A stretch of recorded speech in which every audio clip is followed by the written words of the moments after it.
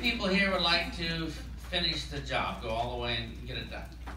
Right? So what has happened is, we took a look and we worked on our mindset, right? If you don't even have a mindset, if you don't have a goal, if you don't have a why, you're not even going to start the journey, correct? But that's not the end of the journey. And let me explain, unless you do the end of the journey, it's just never going to happen. So unless we take the extra step, it's just a dream, or just a hope, or a wish, or something that we'd like to pretend for the future. So how many people here would like to kind of finish the job and go all the way? All right, so let me give you an example how this works. We go over to Tyler International Airport. We get on the airplane, walking in, and the captain says, "Welcome aboard. I don't know how to fly this plane, but I have a pretty good attitude." So how's that working? Are we going on that plane? Why? Yeah, we don't want to die. We don't want to go on this person's journey, because if we do, we're going to die with them, correct? But the captain says, no, but I have a vision board. This morning I worked on my why until I cried. I have the eye of the tiger, vision of an eagle. I have a plan, 20 and 30, or 50 and 80, or, we can plan all day and have a big vision, but at some point, we've got to learn how to fly the plane, right? So, anybody here know groups of people that get together and talk about this all the time? Yeah, they talk about their vision and stuff, and we need that, because if we don't have a why, we're not even here. But how many people here have already figured out your why? But is that enough? That when you go and talk to somebody and you walk up to them or levitate up to them and say, "I'm ready to talk to this prospect," and I have a vision for it,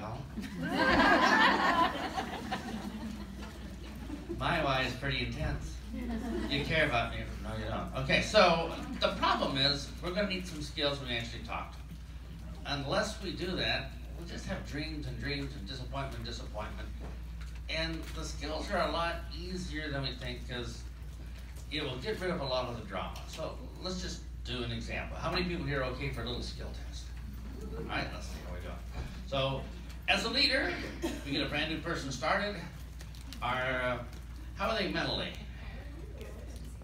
Shy, scared, do they have some issues? Oh man, that stuff costs a lot of money. That's a lot. I'm going to go to my neighbor. My neighbor's going to say, "Man, are you kidding me? You can charge that much for some moisturizer? I can go to the dollar store and there's some that's fell on the floor, cracked, only a little bit of bacteria growing out. Man, you were a loser. You got conned. You can't pay that much for that."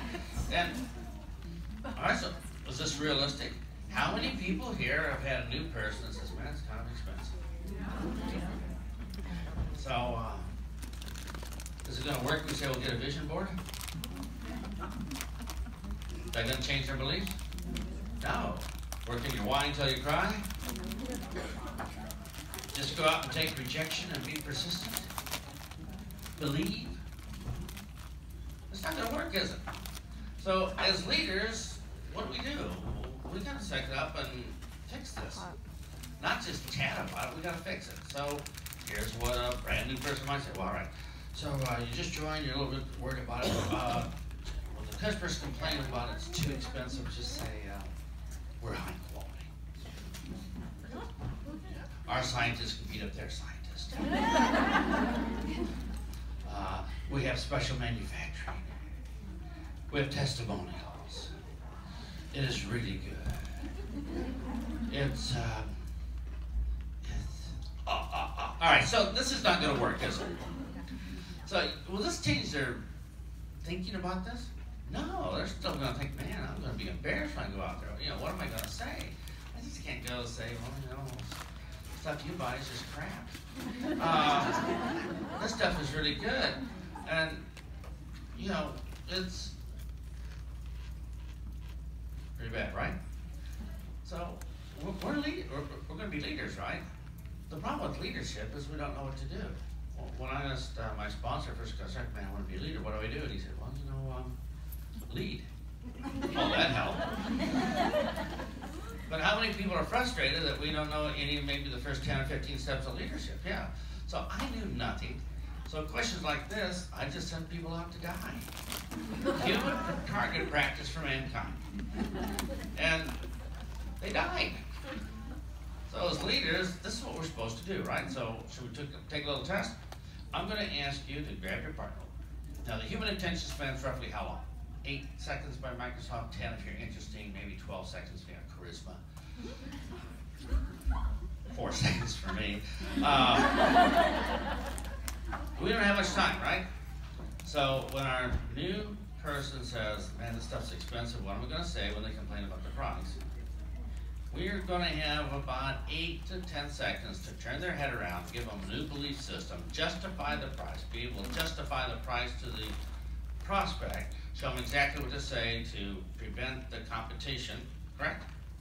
Wouldn't this be a good plan? So if you have a problem, just don't say, well, just be brave. Fix the problem. Why not, right? So let's give it a try. One partner is going to take the dramatic pose. Oh, it's too expensive. And the other partner, you have 8 to 10 seconds, give it your best shot, and tell them exactly word for word what to do or say so they get it and change their attitude, keep their customer, wipe out the competition, and bond them. So you all ready? Turn to your partner, let's give it a shot. Answer. Or how many people here wish you had a better partner?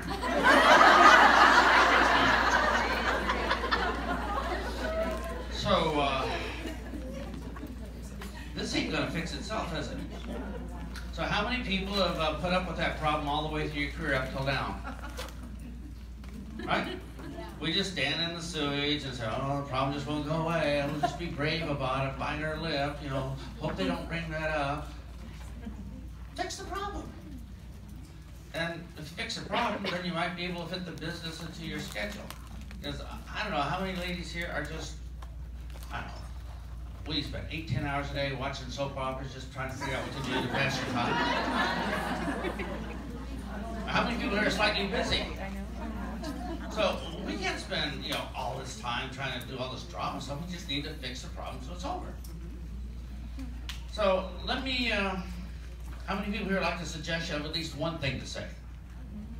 Because you can't deal with this forever. You're replacing people who drop out because of it. We need to keep them in. So here's the first rule of any objection. The first rule is you have to agree.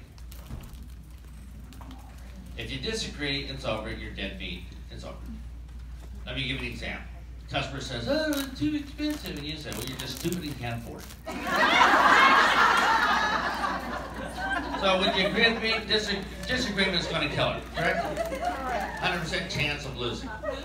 The second reason we can't disagree is if we disagree and tell them all the good reasons for our side, they're not listening.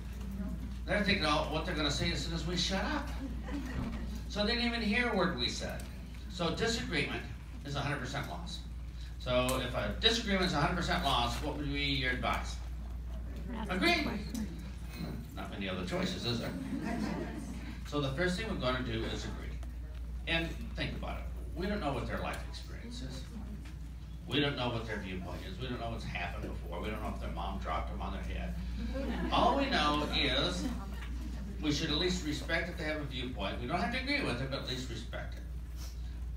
And if you do that, you create rapport, which means they'll have an open mind to at least hear what you say for the first time ever. So the first words could be this. Yes, it is expensive. Period. It's a real life problem, right? So let's try this. Customer says, oh, that's so expensive, blah, blah, blah. You say, yes, it is expensive. How do they feel now? Yeah, validated. You heard me. You're a listener. You understand my point of view. You and I are joined at the hip, hooked in mind, though. Blood brother, blood sister. I can listen to you now. Oh, wait a minute. If you agree with me, I don't have to come up with more things. So what am I going to do with my mind? I might as well just listen to you. So how many people here can say, yes, it is expensive? How would you feel doing that yourself? Say that to somebody. Yeah. And it didn't take long to agree with them. So, and they said, yes, it is expensive. let me finish the rest of it. And don't write this down right now. Just listen to how it feels. And then we're done. We'll go back and I'll just explain a little bit about word for word so you can write it down and get an idea of what we're doing. Sounds good? By the way, how many people here hate working your business without this skill? Yeah, so we need to fix it. So somebody said, oh, it's so expensive, I get it at the dollar store, yeah. And my sister sells this. Say, yes, it is expensive. The company wanted to make a cheaper version, but they knew it wouldn't work. And they didn't want to rip you off. So in about 7 seconds, we're done. So are we ready to write it down? All right. The company wanted to make a cheaper version.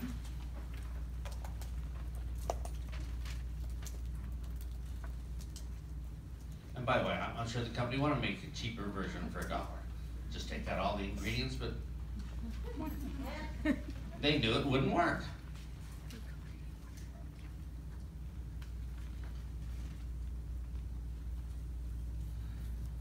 Now, if you said the company wanted to make a cheaper version, they're thinking, wait a minute, that must be the lowest price they can possibly make a product with all that stuff in it. And you've justified the price right away. You don't have to go through all that other drama and explanation. So you said the company wanted to make a cheaper version. Oh, so that's why it's so expensive, right? But they knew it wouldn't work. And what do they think of that? If I buy something cheaper, it's not going to work.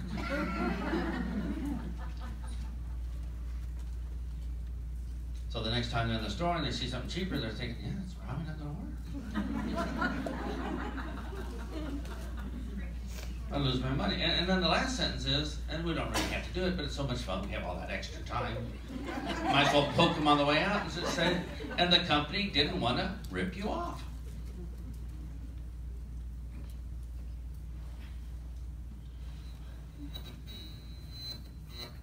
By the way, how many people here think you can probably do that? So we're going to do a little practice here, because we want to be like real leaders. The stewards going to say, oh, he's going to say, hey, the company yes, it is expensive. The company wanted to make a cheaper version, but they knew it wouldn't, and they didn't want to. And when we do that, the new steward says, oh, I know what to say now. And it's going to be good. And you're a good leader. You're not sending me out to die. And do we fix the problem? Done. How many people just can't wait to do this? All right, so here's what we're going to do. We're going to turn our partner. We're going to see day and night difference between using skills and just faking it. You're going to turn to your partner. Step 1, the partner's going to do the dramatic pose. Oh, it's too expensive. Step 2, you're going to say, just a moment, let me grab my notes. All right, let's give it a try. Oh, I don't want to be a salesperson. Oh, have you heard that one before? So what are we going to do as a leader? We're going to say, oh, everybody's a salesperson.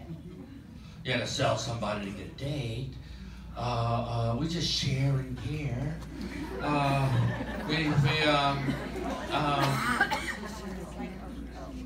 That's pretty bad, isn't it? How many people here like to do a whole lot better? Yeah, we're not going to reach our goals with that kind of skill, are we? So quickly turn to your partner. One partner's going to take the dramatic pose. Oh, I'm not a salesperson. And you have 8 to 10 seconds to give it your best shot and turn it all around. Everybody ready? Let's begin. We don't have a clue, so let's get on with it. Because we got to fix this, don't we? We just can't hang around and stand around and say, well, just, I'm sorry. And they say, well, I don't want to make money off my friends. I don't want to be pushy. I don't want to get rejected. I don't want to do this. What are we going to say?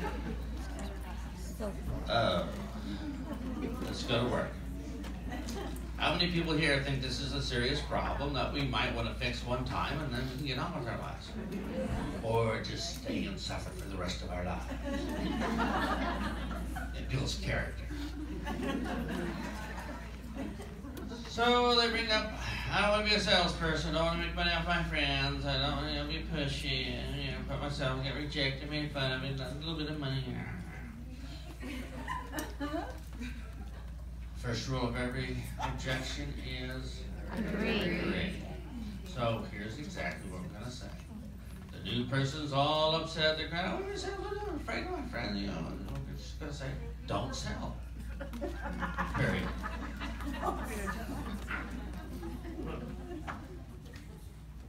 Now, how do they feel? Pretty good, yeah.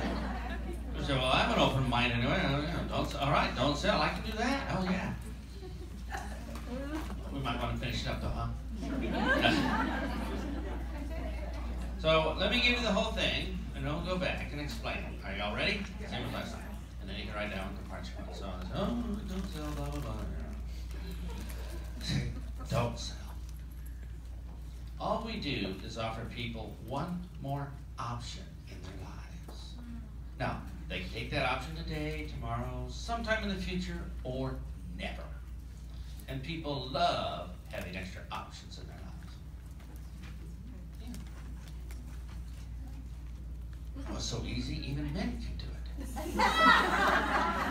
So are y'all ready? Yes. Let's get ready. So the first words are, all we do is. After you say don't sell, all we do is. If you say the words all we do is, what are they thinking in the back of their mind? Yeah, it's not going to be too difficult, right? Or at least possible. So all we do is offer one more option in their lives.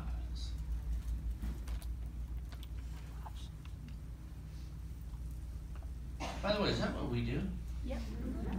Can people, when we talk to them, they don't have to buy from us, right? Nope. They can stay where they are with the Clown School of Makeup. But we just give them an option, correct? Just like coffee. Here's coffee. You want cream with it? No, I don't want cream with it. Well, let me jump off a cliff, kill myself. We just give them an option.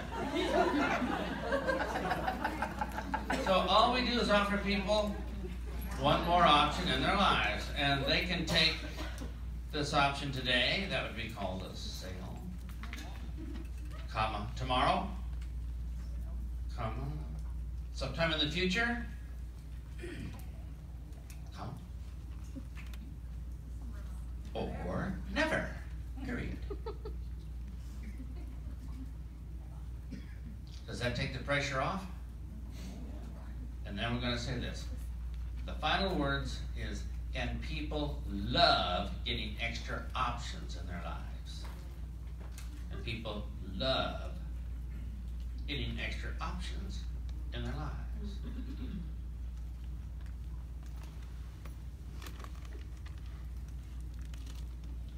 By the way, is that true? Do people love getting extra options in their lives? Yes. All right, you're walking across a burning volcano. There's a rope bridge. Would you like one more option? Yes.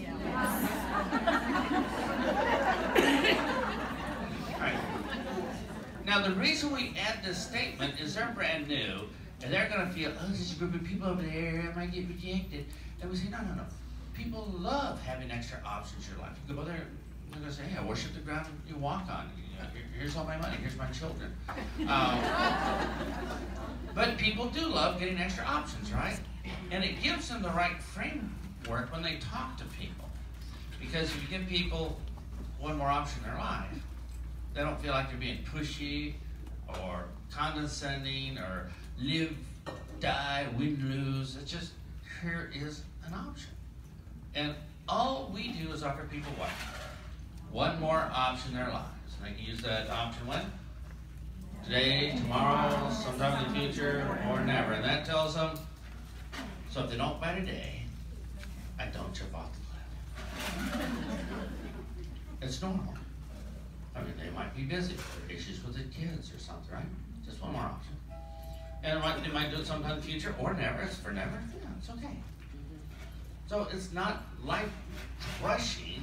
There's no more rejection in their business. So instead of counseling people about the rejection, just stop it. Stop the rejection by saying all we do is offer people one more option in their lives. And by the way, do you give them an option? All right, so you give them an option of having like no eyelashes or really cool eyelashes, right? Or you give them an option of having like being able to put on foundation like really quick and it's even everywhere, or to go out with that streaky look. Just an option, right? So are you ready? Let's fix that problem.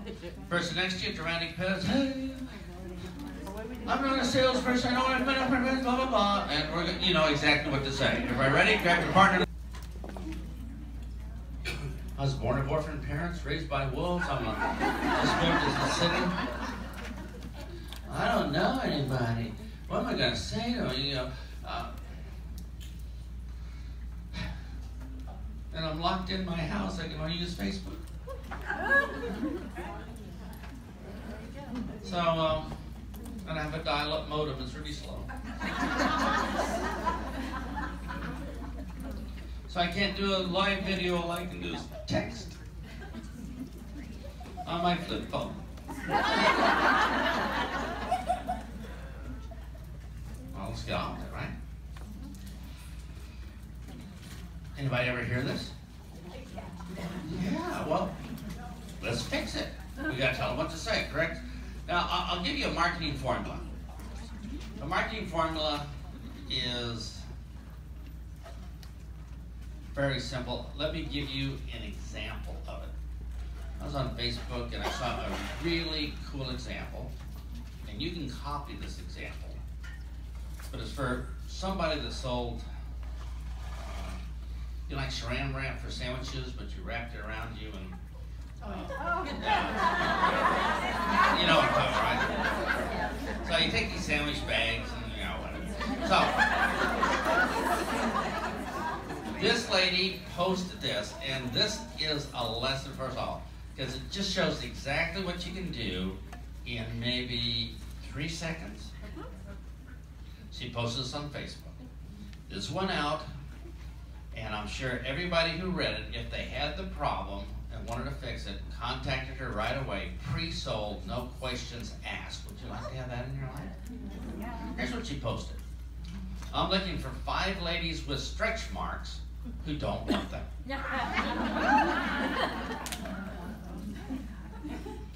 Now, if a lady contacted her, what's the odds of the sale? Like really good, like 110%, right? Reached out to the universe, found the exact person who wants to fix it right now, and have them contact her rejection-free. She can be almost skillless and do this. So here's the formula that you're going to use. I am looking for someone or people, I'm looking for somebody who has, and then in parentheses, has this problem, and doesn't want the problem.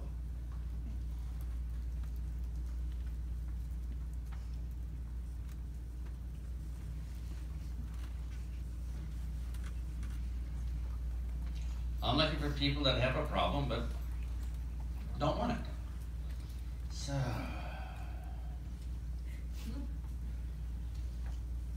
I'm looking for moms that have to put makeup in the morning before they leave, but just have some ideas. I'm looking for ladies that are starting to have fine lines and wrinkles around the eyes that want to stop. So they message you, yeah, I have fine lines around my eye. I definitely want to stop it. Could you take it from there? Yeah. So what happens is these people are pre-sold right away. So you could post on Facebook, oh, here's a picture of our foundation from 2 different angles. Notice the location of the label. Do you see how the backlighting brings out the shine of the bottle? Or we could post, I'm looking for ladies who hate putting on foundation because it's streaky that would like to never have that problem again. And if somebody contacted you and calls up and says, hey, you know, I saw your post on Facebook and my friends at work call me Streak Face. Can you help me out? Can you make that sale? Yeah. So here's the question. Are you looking for people who have a job that interferes with their week and would rather have more free time? By the way, how many people here know people that have a job that interferes with their week? I'm looking for moms that have to commute to work, but would rather work out of their home. Done. I'm looking for people who have Facebook at home but don't get paid for it. How we doing? All right, so here's the challenge. We know the formula. All we have to do is make some examples for the new person coming in and say, hey, just do this. Because if you tell them exactly, they'll get killed right away. And you say, well, is this the only way to do it? No, for example, you could have done it this way. You could just post on Facebook, I hate my job and my dream-seeking vampire boss who takes little bits of my brain out every day, turning me into a human zombie. Who else feels the same? Like. Comments. And all you have to do is just send a private message to them and says, I understand you hate your job as much as I do. Well, you want to fix it? Done. We have to get them started. They don't have their single skill started yet. And we could flood them with pre-sold leads with just a couple little statements. So are we ready? Turn to your partner and commercial, correct? So do you think they practice the words? Maybe learn special words because it costs a lot of money. And probably they sell some stuff or else it'd be bankrupt. So in 10 seconds or 15 seconds on a commercial, people buy stuff. And we talk to them for 40 minutes or 20 minutes or 10 minutes or an hour. There's not enough time. You can't get enough people going like that. So we have to learn commercial talking. So if you're sitting here today, if you want to take it to the next level, besides just having a good vision, we've got to learn how to do it, right? And it's the words we say in the sequence that we say. I'll do a quick example. I went to Minneapolis, Minnesota in 1974, and I had absolutely nobody in my downline or customers. Other than that, everything was good. But what had happened to me is I joined network marketing a year and 10 months early. And for a year and 10 months, I talked to people, gave presentations, nobody joined. After a year and 10 months, my wife said to me, hey dear, I'm pregnant with child number 2. How's your business coming along? So I had to tell her the truth. I told her it's consistent. There comes a time in your life you got to make a decision. This is my time. Well, let's put it this way. I don't have to make decisions. I'm married. So, but for you it might be different. You're going to have to make a decision if you want to make the business work and on at a commercial level. But at a commercial level, it rocks. So I went up there, and here's what they taught me. They say, there's a whole bunch of people at the top making a lot of money. Yeah. Totally unfair. And you at the bottom making nothing. Yeah. Totally unfair. Do you all have the same weather? Yeah. Same territory? Yeah. Same prospects? Yeah. Same company? Yeah. Same comp plan? Yeah. Starting to get embarrassing here. I'm picking up the trend. And they say the only difference between the people at the top and you at the bottom is when they're with the exact same prospect, they simply change the words around a little bit. That's all. I looked at them and said, what about my goal board and vision? They laughed. They say, what if I had... No, they laughed. I said, what if... They laughed. And so the only difference is they just move the words around a little bit, and some people make huge amounts and others don't. Just learn the words. Now, my mom didn't drop me on my head. I'm thinking, okay, are you telling me that all I need to do is start learning how to say the words in the correct order and move them around for each of the 25 skills, and I would be pretty good at this? They said, yeah. So I went back to where I was living in Chicago at the time, and I went back and I started talking to all the people I talked to earlier. I'm a nerd, so I'm not going to meet anybody, so I just went back and I found out that the people I talked to earlier did not turn me down. They did not turn down the company or the product or the opportunity. The only thing they turned down was how I presented it to them. So by moving the words and presenting it slightly differently, 60 days later, I quit my job and never looked back. So just by changing the words, shy, nerdy, personality-free, charisma, bypass, socially challenged engineer, should not be allowed out in public, waste of humanity. Year and 10 months total failure. 60 days later, full-time job, I just moving the words around. If that happened to you, what would you be thinking? I'm thinking ka-ching, ka-ching, ka-ching. I only learned how to move the words on one skill, the magic sequence of words. I didn't learn any of the other skills yet. I can multiply times 24. I am going to be rich. So I'm like a kid in the candy store just learning about all these different ways of just changing the words so people say, yeah, I got it. I see what you're trying to offer. Yeah, of course I want it.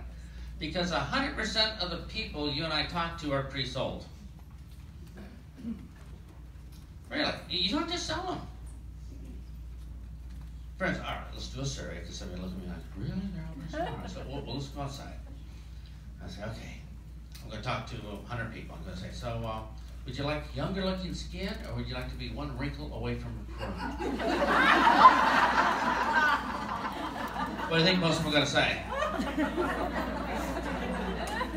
And I'm going to say, do you want more money in your life or less money? What do you think they're going to say? You're pre-sold. How hard was that? Right? Just like that, they're all pre-sold, so we don't need to sell them anything. They've already made up their mind they'd like to look better than worse, correct? Yeah. They also figured out, oh man, having more money seems like a better deal than less money. This is not rocket science. We don't have to sell these people. All we have to do is give them an option. And that option they can say, well, help me today or tomorrow, the next day, or, you know, we don't know what's going on in their life. We just give them the option and take the volunteers. If we stop selling and just give them an option that makes sense, they're going to say, a whole bunch of people are going to say, yeah. And you say, but some people are going to say no. Yeah. Some people don't take cream with their coffee. But you say, well, what about people say no? I'm going to convince and sell and manipulate and twist them. Don't. Leave them alone. Just take the easy volunteers in seconds instead of talking and chatting with these people that have all kinds of issues. So, anybody here know about this Girl Scout cookie scam they have going on? So, this is about 20 to 25 years ago. I live overseas and they don't know about Girl Scouts. And I said, here's what we do to the girls when they're like 7, 8, 9 years old. We send them out door to door selling cookies. They look at me like, are you guys out of your mind? Oh no, they sell a lot of cookies. So every year they have a Girl Scout that's #1 that sells the most cookies. So you think maybe she might have some secrets we could use? Yeah. So this happened about 20 years ago. They interviewed her, and you know, she's only like 7, 8, 9 years old, so she's not too sharp. So they said, so you're #1 this year. Oh, well, thank you. Congratulations, you did a great job. What's your secret? She goes, secret? They said, well, you know, you're #1. You outsold all, you know, like 100,000 Girl Scouts going door to door. So, I don't really have a secret. Well, you sold more, so what's the deal? So, I don't know. I said, well, what do you say? What's your sales presentation? How many people here like to have a cool sales presentation like she did? Ka-ching, ka-ching, ka-ching. So she said, well, my sales presentation is like, I walk up the door and I hit the doorbell. And if somebody answers, I say, do you want to buy some Girl Scout cookies? And they go, and? That's it. I said, well, but sure, I have to be more. No, that's it. I said, well, what if they say no? Oh, she said, if they say no, I just ask somebody else. That's it.